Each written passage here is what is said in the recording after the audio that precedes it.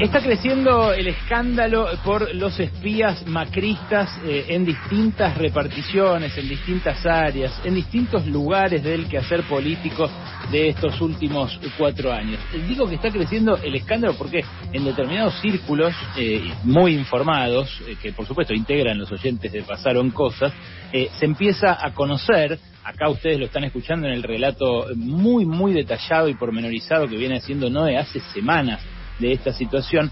Se empieza a conocer esta realidad que aflora de, como dijo Alberto Fernández, los sótanos más oscuros de la democracia. Espionaje al servicio puntualmente de la política. Pero más allá de eso, de lo que tardó el peronismo en desarmar esa estructura, en romper con esa tan tentadora oferta de espiar a los opositores o de seguirle el rastro a los que decían algo antipático, la verdad que más allá de eso, lo que está pasando ahora es que estamos empezando a ver cómo Macri lo usó desde el primero hasta el último momento de su gobierno y que además lo llevó al paroxismo al punto de haber espiado a gente suya, a dirigentes de su propio partido, a jueces a los cuales después condicionaba en sus decisiones judiciales justamente para que la oposición terminara complicada en esos casos judiciales y por supuesto también a los más importantes dirigentes de la que era en ese momento la oposición y que ahora volvió a ser gobierno. En Lomas de Zamora se está ventilando el caso de los espías más asquerosos de todos, que espiaban con modalidades de la dictadura, con métodos absolutamente reñidos con cualquier democracia occidental, con cualquier democracia de las que defendía Macri públicamente, de las que ahora defiende firmando cartas internacionales también diciendo que la democracia está en peligro. Esos métodos utilizados hasta fines del año pasado para perseguir a opositores o a empresarios también que ellos consideraban que eran o amigos del kirchnerismo o que podían ser despojados de sus empresas por haber sido sindicados como amigos del kirchnerismo. En estas últimas horas se supieron dos cosas. Primero se supo hasta dónde llegó la audacia de este esquema de espionaje, porque llegó a investigar a gente que estaba muy lejos del centro del poder. Estaba, por ejemplo, según pudo confirmar el juez de Loma de Zamora, en los indicios que está empezando a mostrarle a las víctimas del espionaje, había un referente de la comunidad mapuche llamado Gabriel Cherqui. Estaba el intendente de San Vicente, había un auditor, escuchá esto, un auditor de la coalición cívica, de la Auditoría General Porteña, o sea, alguien dentro de la coalición gobernante, pero que le podía apenitas hacer alguna cosquilla en algún organismo porteño, y que además era una terminal de Elisa Carrió, que en algunos momentos del gobierno de Mauricio Macri amagaba con tensar o con romper la situación. A todos ellos los espiaban.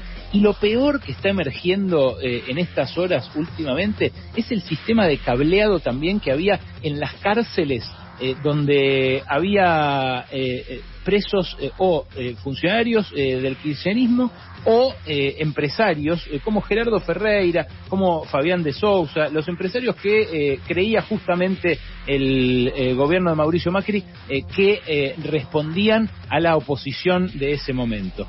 Bueno, la verdad que todo eso se riñe con cualquier sistema democrático que ustedes puedan imaginar.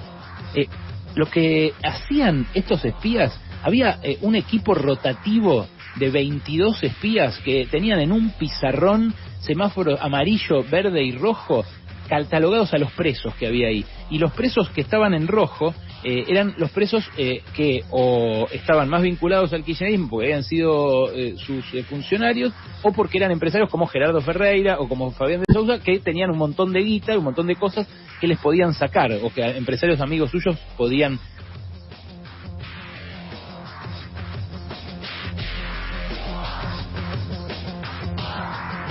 No te escucho. No, con vos no hablo. No te escucho. Me harté de todo. ¡Dale, boludo! Ahí decía, hasta en las guerras hay reglas que se respetan para evitar violar los derechos humanos. Y la verdad que tener a alguien preso, privado de su libertad, que además ha sido privado de su libertad en circunstancias en las que otros antes no lo habían sido, o sea, ya había una irregularidad ahí, pero encima tener a alguien preso y escucharle las conversaciones con su pareja para ver en qué momento estaban más frágiles las relaciones, o en qué momento podían encontrar una debilidad anímica para entrarle y hacerle tomar una decisión que redundara en un beneficio político del gobierno de turno. La verdad que da tanto asco que yo no puedo creer cómo los defensores de los derechos humanos, de la libertad y de la democracia, que no son ni peronistas ni kirchneristas, no estén condenando esto.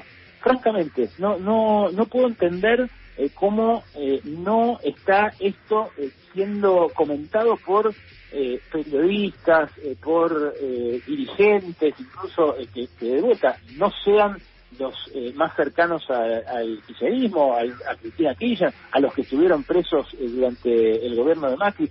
Nadie lo está tomando porque tiene tufo a Cuca. Entonces, como defender las libertades democráticas de alguien que fue tan sindicado como corrupto, tan señalado como corrupto, queda mal, porque uno queda Cuca, entonces no lo dicen. ¿Y sabes qué?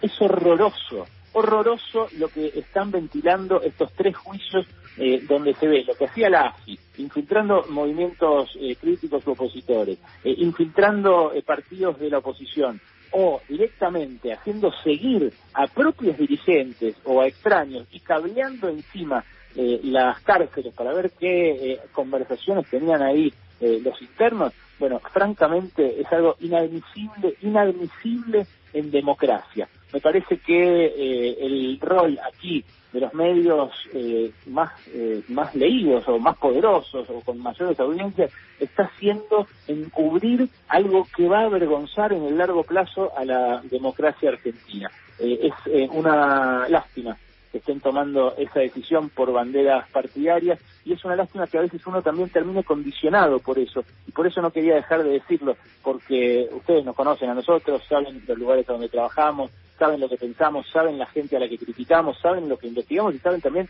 lo serios que somos al posicionarnos frente a algo con datos, con elementos de juicio y tratando también de ayudar a que esa opinión se la formen ustedes del otro lado. Ahora, la verdad, hacerse los boludos con cosas así son las cosas que después terminan minando la calidad democrática.